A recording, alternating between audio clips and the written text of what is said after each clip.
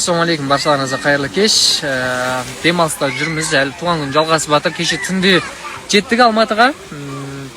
Сонымен жолда қалып бара жаздап, жолдан бір кісі тоқтап бензин құйып беріп, сөйтіп зорға дегенде жеттік. Түнгі бір дема жетіп, сонымен демалып, таңертең оянып, қайтадан демалысқа келдік. Бассейнге түсіп, күн салқын екен Алматыда.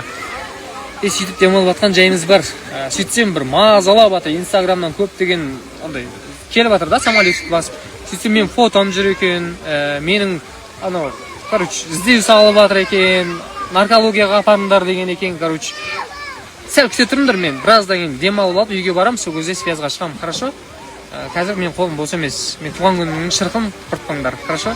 И потом бұл нәрсені кім істетіп жатқанын мен жақсы білем, және де не үшін істетіп жатқанын да жақсы білем. Мен сіздерге оны себептерін айтып қалуым да мүмкін. Так что бүгін кешке қарай эфир болып қалуым мүмкін. Жақында эле качан турмушка чыгасың деген тасмага тартылгам, билсеңиздер керек. Дал ошол тасмадан көрүп, анан мага бир эмес 2 жолу келген. Экинчисинде ошо бирөө сырттан көрүп калып, видеого тартып бардык пабликтерге таратып салган экен.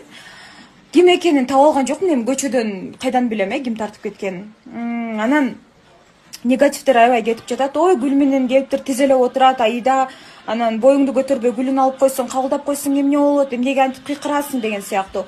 Биринчиден ал кишини мен тааныбайм. Экинчиден ал киши көрүнүп турат, менден бир нече жаш улуу, мен атамдай эле болгон киши, бир 40-50дө точно бар да.